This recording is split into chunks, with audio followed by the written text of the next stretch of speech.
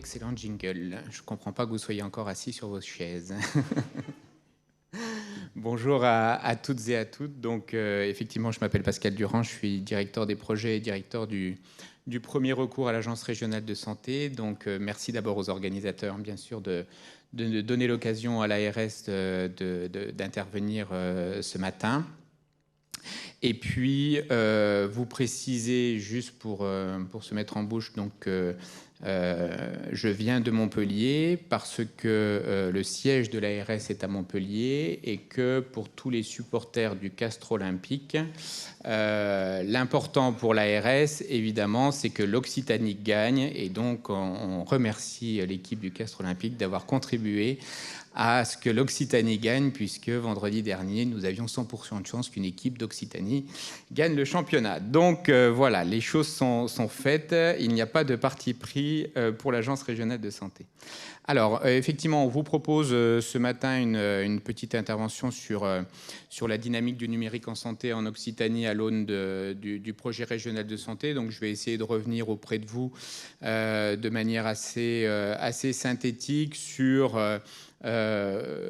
les enjeux de santé en Occitanie qui font que pour nous, le sujet du numérique est un élément complètement intégré à ces problématiques de santé et donc à notre politique de santé. Essayer de vous expliquer avec notre petit jargon évidemment, en quoi les sujets et comment les sujets du numérique sont inscrits dans notre politique régionale de santé, en vous donnant également quelques exemples illustratifs des éléments de cette politique qui ont pu être mis en œuvre depuis 2018, et puis vous indiquer la façon dont on construit les priorités du futur PRS, puisque j'ai vu que de nombreux intervenants, de nombreuses personnes faisaient référence au futur quinquennat, enfin au quinquennat qui venait. Je pense qu'ils pensaient au quinquennat du projet régional de santé, puisque le projet régional de santé, c'est un projet qui est établi pour 5 ans, et c'est à l'intérieur de ce projet que nous allons collectivement définir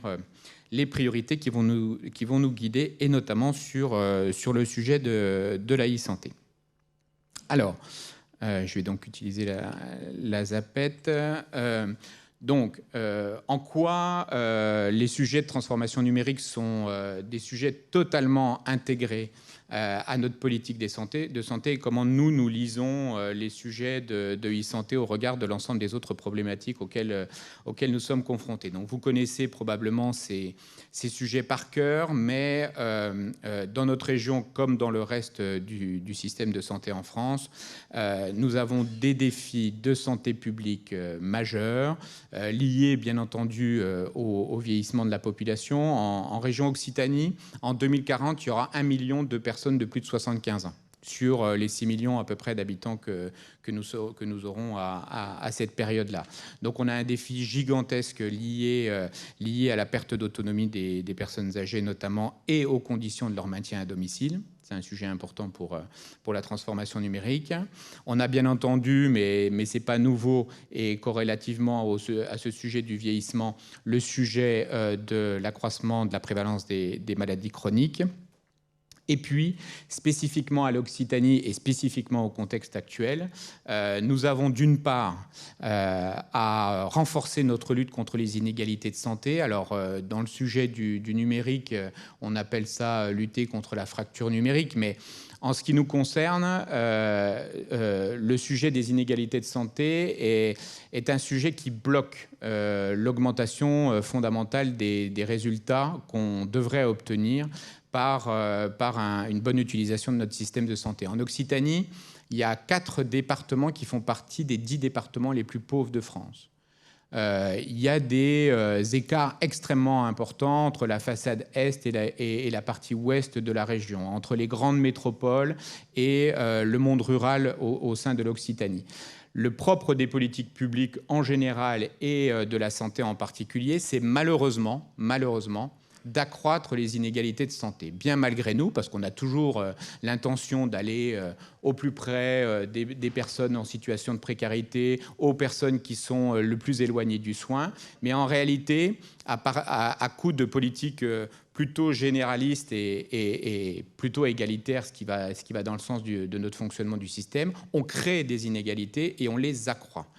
Les personnes qui sont malheureusement les plus éloignées du soin et qui aussi sont les plus éloignées du numérique continuent à l'être de plus en plus et on a du mal à les raccrocher au système. Et tout ce qu'on propose de plus, finalement, bénéficie à ceux qui en ont le moins besoin d'une certaine manière. Donc le sujet de la réduction des inégalités est un sujet extrêmement important dans la conduite de notre politique et le numérique, et on doit y prêter attention, doit pouvoir nous aider à rompre ces barrières. Et enfin, depuis ce que je n'ose même pas appeler la sortie de la crise Covid, on a un problème énorme lié à la démographie des professionnels de santé. Alors ce sujet-là également n'est pas nouveau, mais il subit une accélération absolument dramatique dans tous les secteurs.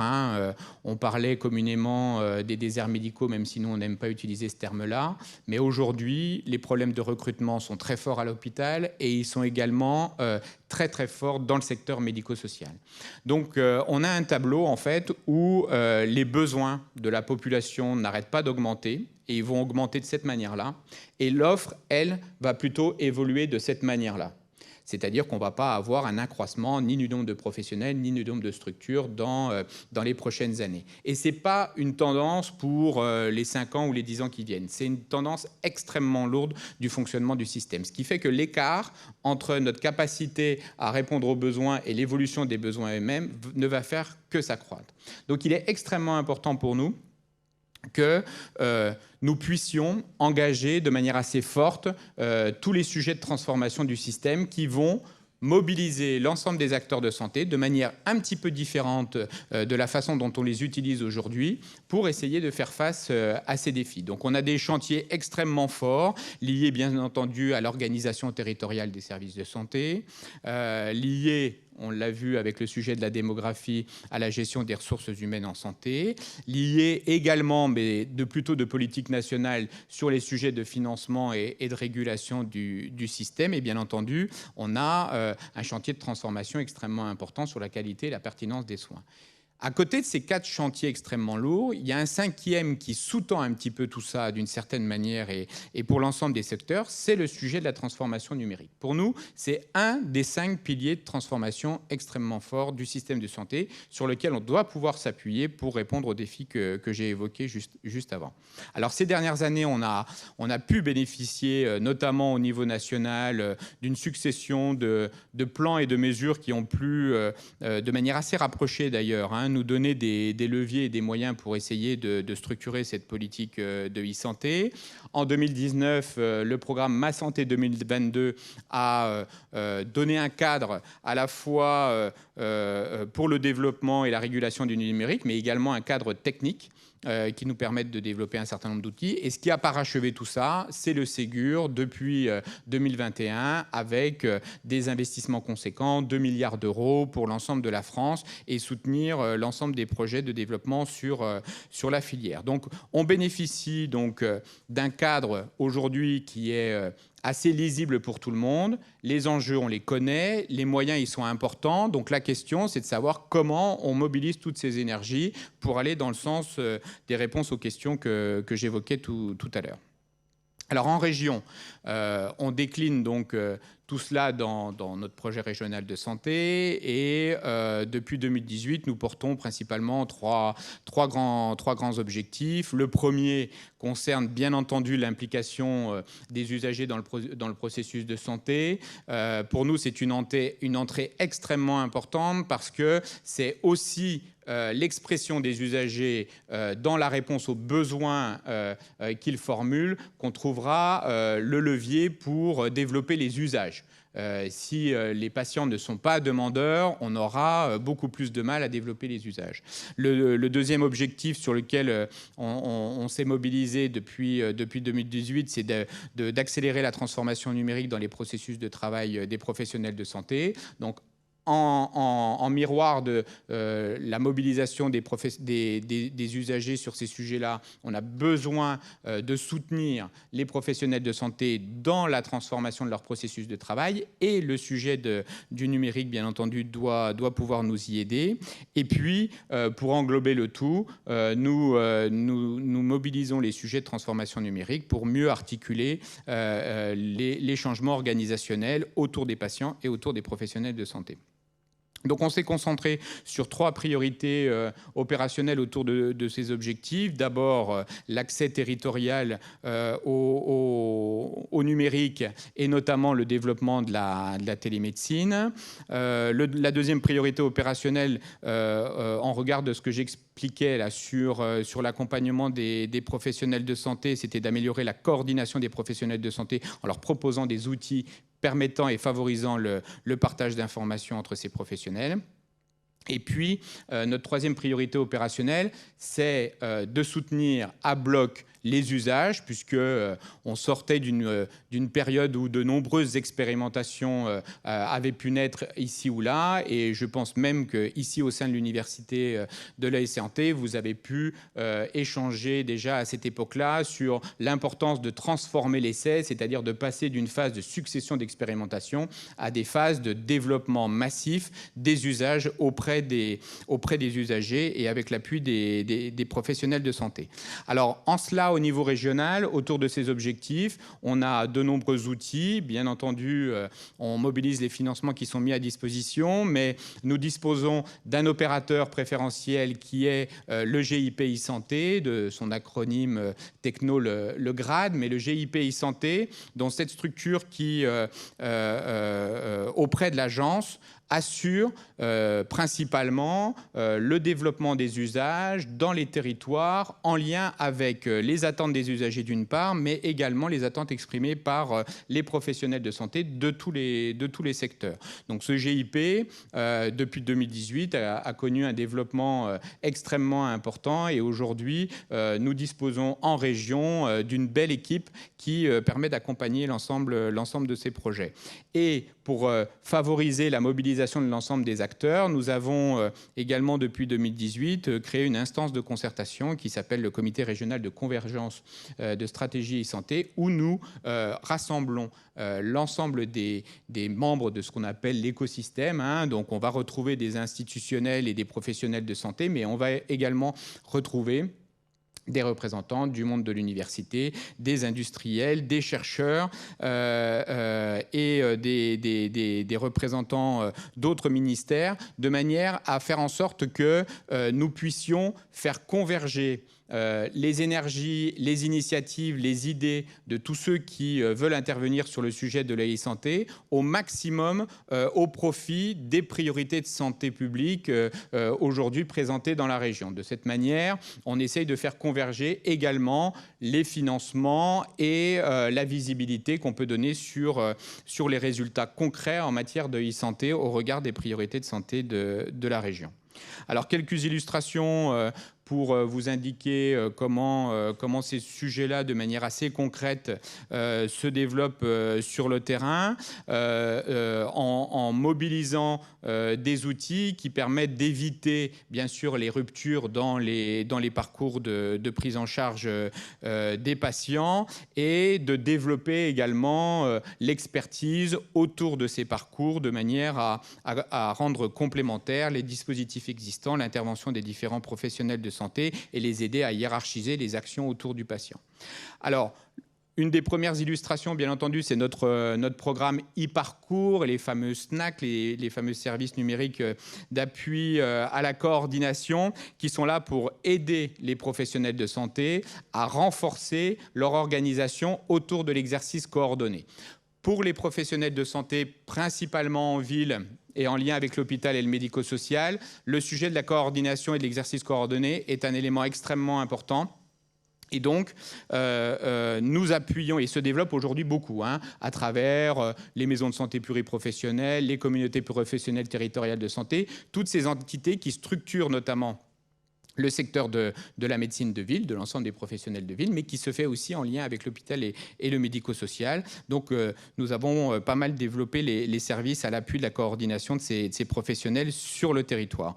Le deuxième sujet en illustration, c'est celui du programme de transformation numérique du secteur médico-social. On souhaitait vous en parler un petit peu parce que le secteur médico-social, c'est un peu le parent pauvre du développement des sujets numériques encore jusqu'à aujourd'hui. Et aujourd'hui, une formidable dynamique se met en place dans un secteur où les établissements sont extrêmement divers, de petite taille assez souvent, très éparpillés sur le territoire. Rien que sur le secteur des EHPAD, c'est plus de 800 établissements. Et donc, du coup, ce programme-là, il a pour but d'abord de les fédérer dans un vocabulaire qui n'est pas beau du tout, en grappe, pour essayer de faire en sorte qu'ils mutualisent leurs moyens et qu'ils répondent aux appels aux projets pour développer notamment les dossiers usagers informatisés et permettre un partage assez large de l'information autour des cas des résidents. Et ce programme-là,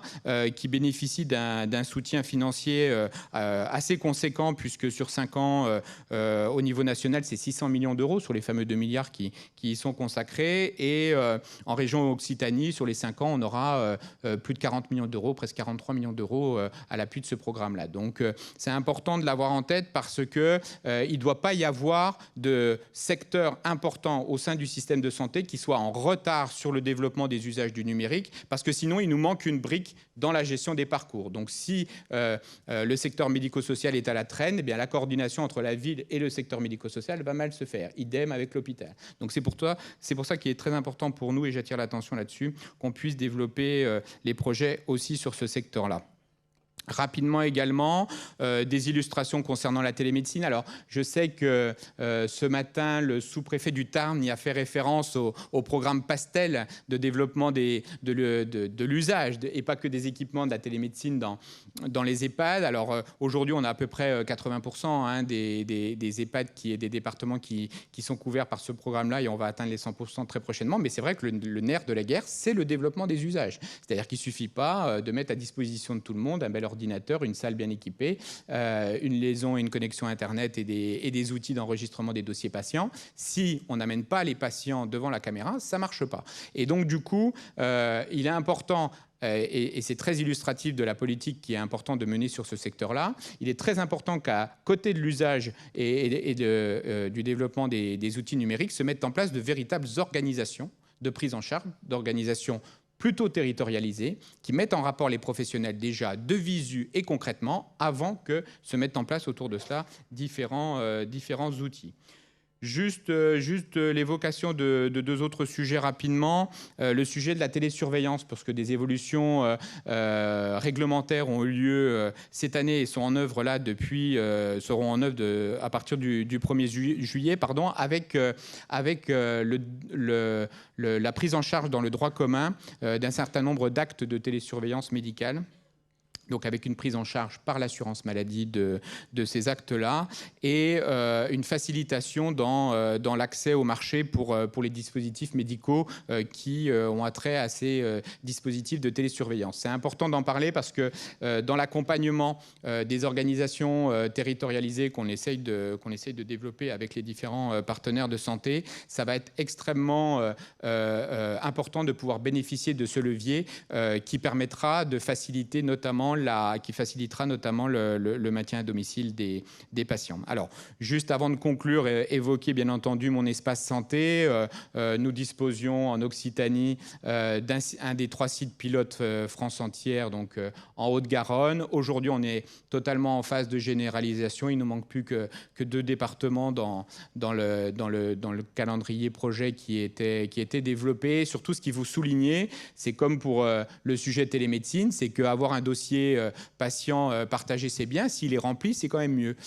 Donc aujourd'hui, l'enjeu, c'est celui d'inciter les professionnels à alimenter cet outil, et en sensibilisant également les patients à l'importance d'avoir ces données de santé dans cet outil pour justement favoriser la bonne coordination de sa prise en charge. En Occitanie, on est plutôt bien parti, puisqu'on est aujourd'hui dans les taux de remplissage de dossiers 2 fois supérieurs à la moyenne nationale.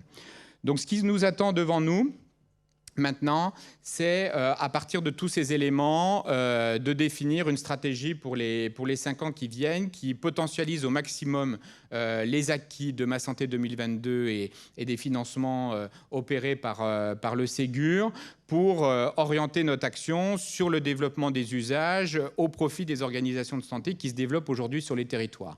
Donc on a une démarche de projet régional de santé qui mobilise en termes de concertation le comité de convergence régionale que j'évoquais tout à l'heure. Donc l'ensemble des partenaires sont invités d'abord à partager avec nous le bilan de tout ce qui s'est mis en place ou pas mis en place depuis 2018 dans la région sur le sujet de la transformation numérique, et nous les invitons à se prononcer sur les perspectives d'évolution pour le projet régional de santé à venir.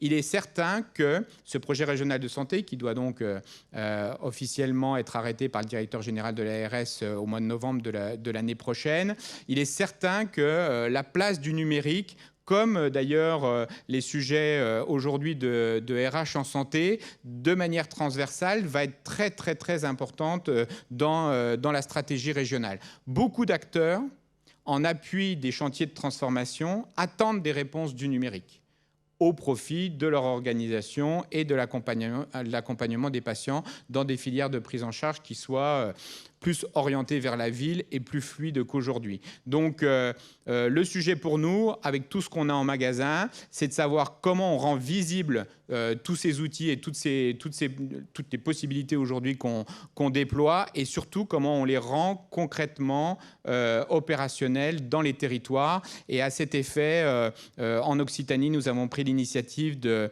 mobiliser tous les acteurs au niveau départemental, dans des comités départementaux de la transformation numérique, poursuivre le Ségur, le déploiement du Ségur, mais également mobiliser massivement les énergies pour développer les usages. Voilà ce que je pouvais vous dire de manière peut-être un peu rapide en cette fin de matinée sur l'impact du numérique dans la politique régionale de santé. Merci beaucoup.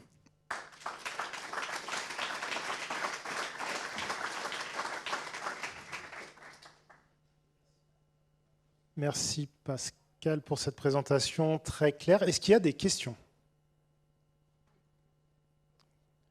Profitez-en, ce n'est pas tous les jours qu'on a un directeur de l'ARS Occitanie. Ah, une question. Oui, merci beaucoup pour cette présentation très claire. En termes de formation et d'accompagnement des usages, puisque pour que les usages puissent être développés, bien sûr, il faut que les personnes, que ce soit les professionnels en priorité, puissent avoir développé des compétences. Donc, comment la région se positionne par rapport justement à la politique de formation et d'accompagnement des professionnels, mais aussi l'accompagnement des usagers? Alors, sur les deux plans, effectivement, c'est extrêmement important. Je vais peut-être commencer par les usagers, parce que c'est effectivement un enjeu essentiel, pas uniquement d'ailleurs technique ou quoi que ce soit, c'est un enjeu aussi lié à la confiance qu'on doit aussi consolider, parce qu'elle est un petit peu ébréchée, des usagers vis-à-vis du système de santé, vis-à-vis des professionnels. Alors, massivement, les Français sont contents de leur système de santé et contents de leurs professionnels de santé. Mais on voit bien que dans la gestion des parcours, il y a beaucoup d'inquiétudes aujourd'hui liées à la difficulté d'obtenir des rendez-vous ici ou là, et beaucoup de questionnements sur la façon dont les professionnels communiquent entre eux, surtout quand on est atteint de pathologies avec un parcours de prise en charge un petit peu complexe. Donc, au niveau de l'agence, nous avons un partenariat très, très développé, il faut bien le dire, qui s'est bien développé depuis la crise Covid avec la Fédération des usagers de la santé, la FAS. Et donc, avec eux, nous allons construire, y compris dans les départements, parce qu'on pense que du coup, il va falloir le décliner très concrètement. On va essayer de construire avec eux, et ça sera un des enjeux du PRS, ce programme de formation ou de sensibilisation sensibilisation des usagers, des patients et de leurs familles aux usages de la e-santé. Donc ça, c'est à développer, mais en tout cas, la structure de partenariat est en place. Alors, du côté des professionnels de santé, il y a un enjeu sur les futurs médecins, il y a un enjeu sur les futurs professionnels paramédicaux. Nous travaillons tant avec les facultés de médecine qu'avec les instituts de formation pour essayer d'intégrer davantage la e-santé dans les cursus de formation, pour la formation elle-même, comme pour l'usage que feront ces futurs professionnels de la e-santé. Parce qu'on peut aussi se servir des outils numériques dans le cadre de la formation, notamment liés aux techniques de simulation ou sur d'autres sujets. Donc aujourd'hui, les sujets sont ouverts, se mettent en place petit à petit, notamment sur la formation infirmière. Il y a des choses qui commencent à se développer de manière assez intéressante. Sur les facultés de médecine, les programmes sont très très lourds, malheureusement, dans les programmes de formation des professionnels. C'est un petit peu plus lent, mais en tout cas, ça fera partie des choses qu'on inscrira dans le futur PRS et qui seront assurément un enjeu fort du quinquennat à venir sur ce sujet-là. Est-ce qu'il y a d'autres questions pour Pascal Durand? Ouais. Bonjour, Patricia Gros, je représente le centre Télémédoc des médecins spécialistes libéraux et nous avons pour habitude d'intervenir en EHPAD. Alors, nous faisons cette activité depuis 2010, mais nous sommes en 2022 et aujourd'hui, je vois toujours des difficultés pour la mise en place de téléconsultations pour les résidents en EHPAD, de difficultés de pratique des infirmières, de réflexes. Alors, ce n'est pas qu'une question de temps, parce que ça, on a réussi à leur faire comprendre qu'elles gagnent du temps. Mais je n'ai pas trouvé la solution, on n'a pas trouvé la solution au sein du centre. Et effectivement, il y a un travail à faire sur ça, ensemble, je pense, sur cette pratique de la télémédecine, qui notamment pendant la période Covid, où les EHPAD ont été impactés, je vais être choquée tout le monde, mais nous avons eu 0 demande. Donc c'est un vrai problème. Et je ne sais pas comment le solutionner, Monsieur Durand. Merci. Ouais, on est tout à fait confronté à la même difficulté qu'on catégorise sur le développement des usages, et ça nous fait plaisir et nous rassurer d'utiliser des mots qu'on connaît bien, mais la réalité, c'est ça.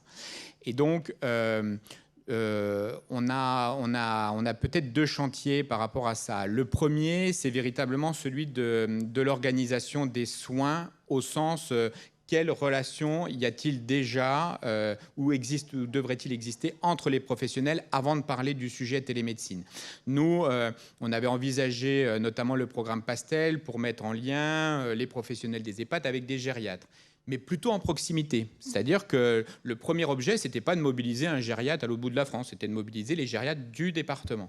Parce qu'eux-mêmes connaissent les établissements les connaissent aussi, et dans cette relation de confiance, du coup, le rapport requis-requérant ou requérant-requis est plus facile à mettre en place. Je pense que ce n'est pas encore assez abouti, ça. C'est-à-dire qu'on n'y arrive pas encore assez.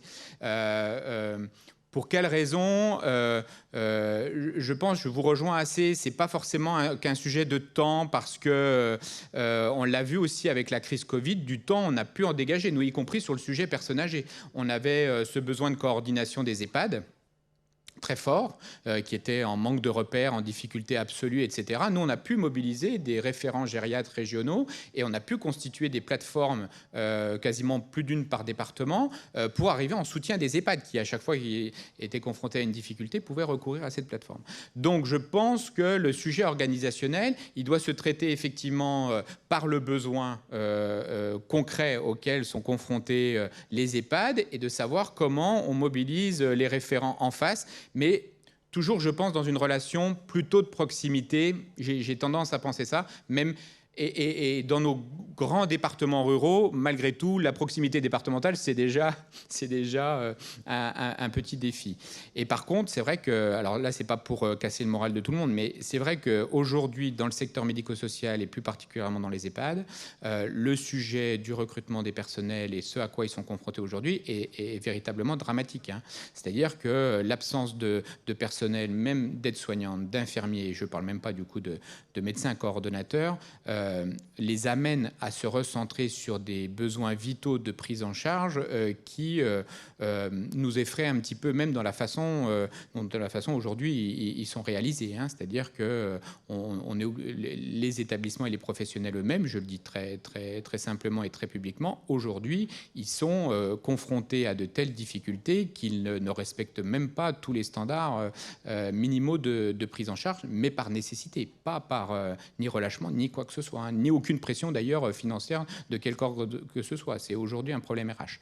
Donc c'est vrai que pouvoir sur certaines prises en charge bénéficier de la télémédecine dans ce contexte-là, ça pourrait aussi redonner un petit peu d'élan et d'attractivité à l'exercice dans ces établissements-là. Et c'est ça qu'il faudrait qu'on arrive au moins localement, avec une conviction qu'on doit porter localement, à essayer de retourner dans ces établissements-là.